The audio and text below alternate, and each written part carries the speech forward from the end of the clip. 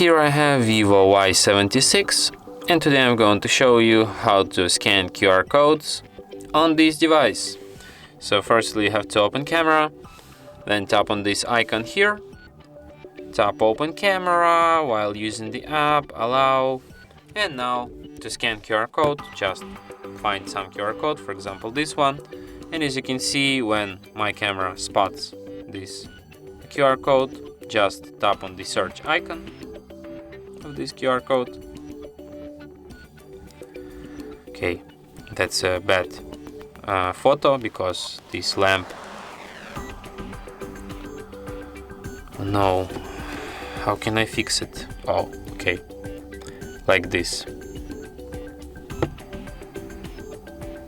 So let's take a photo of this QR code, and as you can see, if you search for it, you can find this page, HardReset.Info, which is being encoded to this QR code, and that's how you can open it. So yeah,